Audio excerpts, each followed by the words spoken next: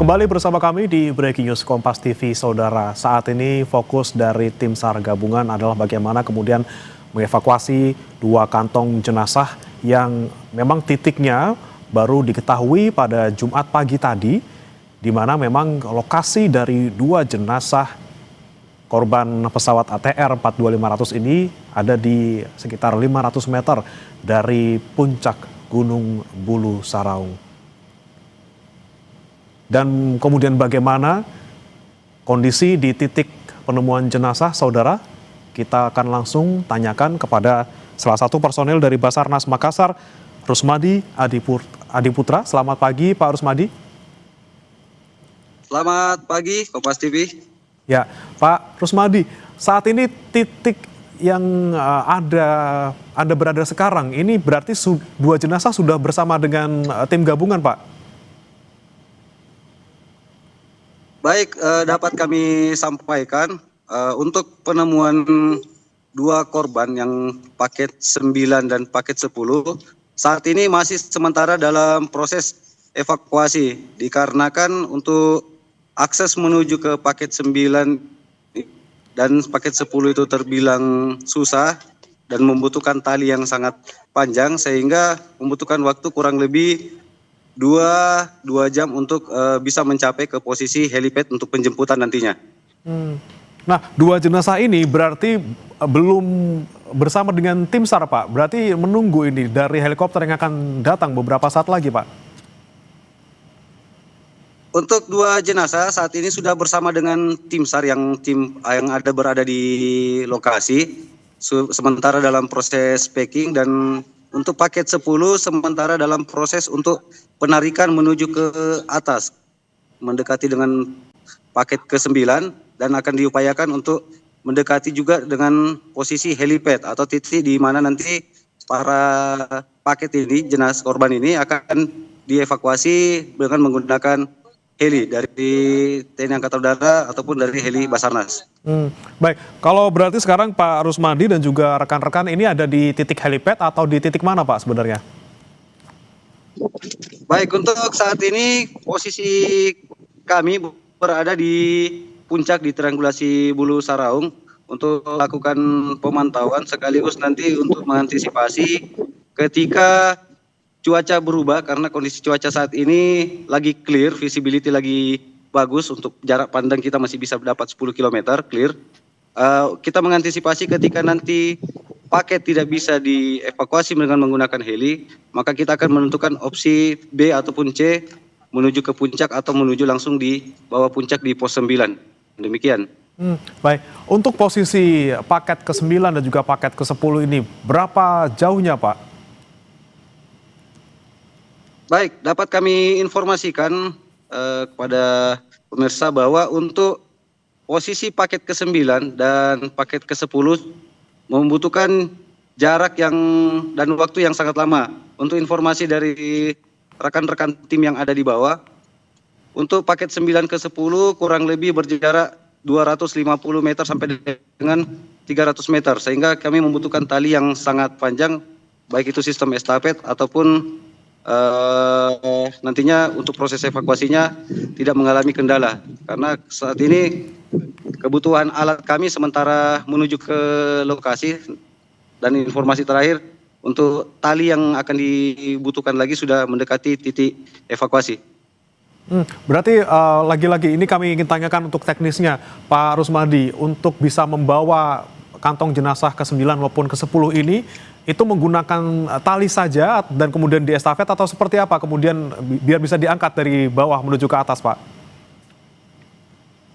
Ya, betul. Untuk posisi paket ketika memang tidak bisa kami evakuasi dengan menggunakan via udara, maka akan opsinya adalah menuju ke puncak ke-10 atau langsung crossing menuju ke 9 dengan cara penarikan dan kita melakukan pembuatan sistem penarikan.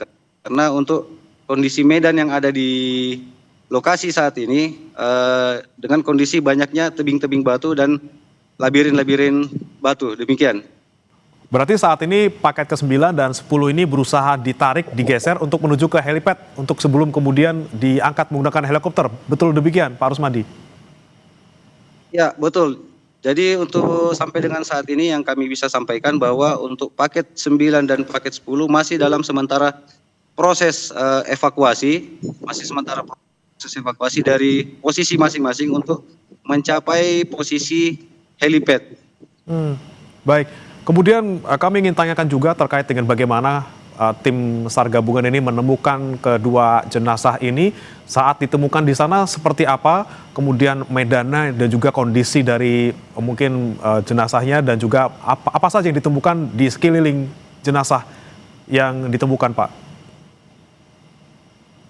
Ya, dari informasi rekan-rekan yang berada di lokasi saat penemuan, bahwa untuk posisi para korban ini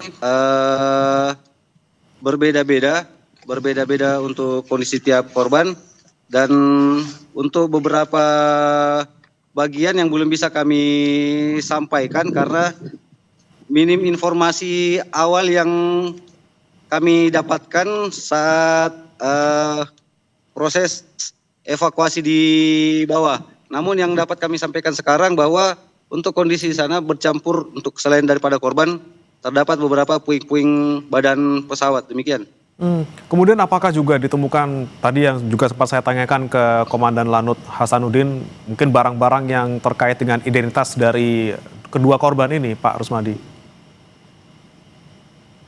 Untuk identitas korban kami belum dapat memastikan untuk temuan di bawah.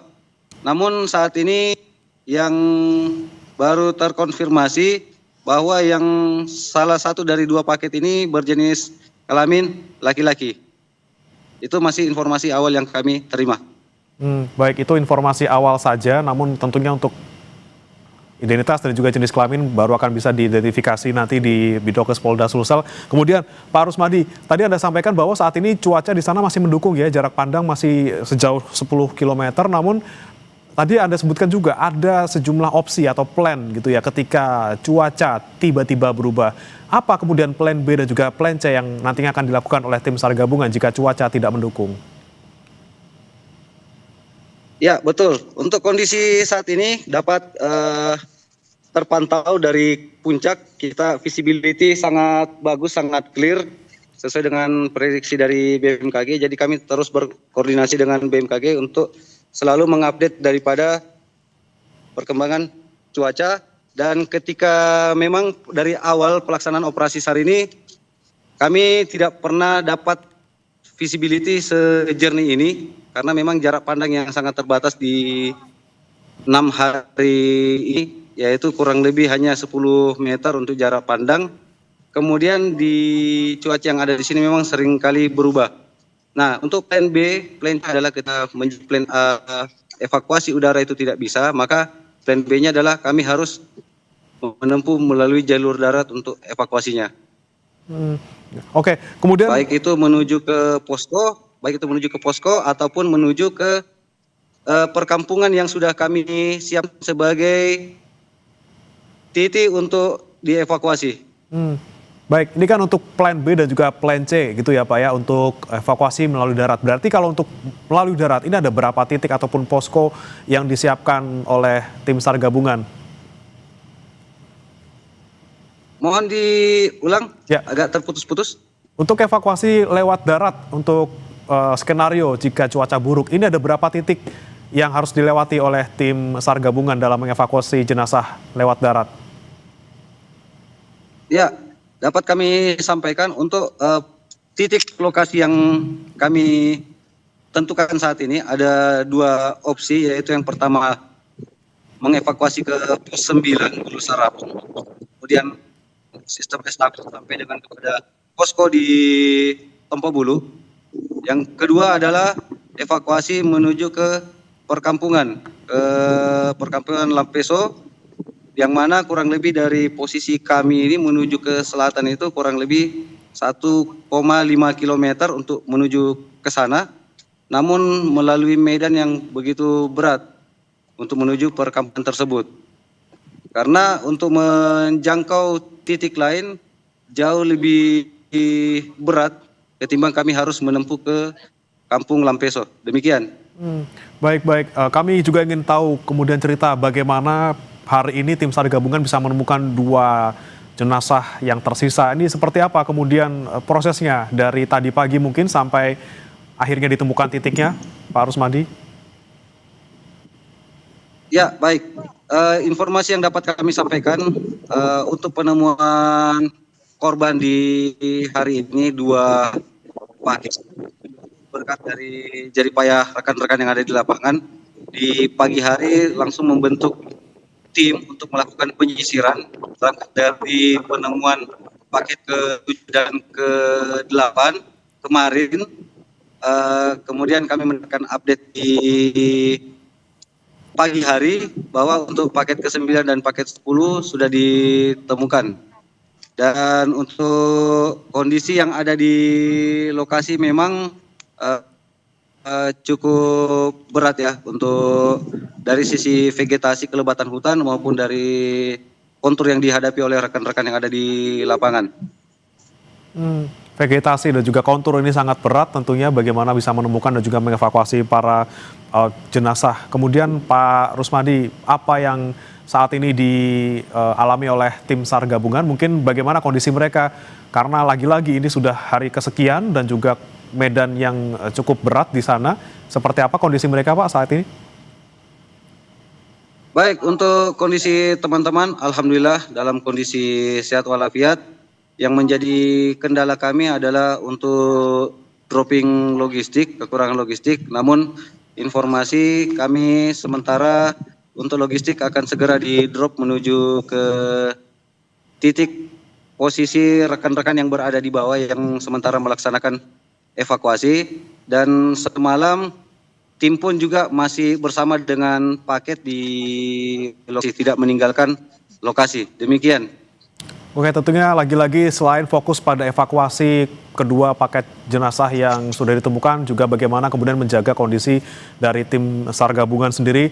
Tetap berhati-hati, Pak Rusmadi dan juga rekan-rekan. Semoga evakuasi hari ini berjalan lancar. Dan semoga juga kondisi cuaca ini mendukung sampai nanti semua korban bisa dievakuasi. Terima kasih Pak Rusmadi Adi Putra, personil Basarnas Makassar sudah bergabung bersama kami di Breaking News Kompas TV. Selamat pagi Pak.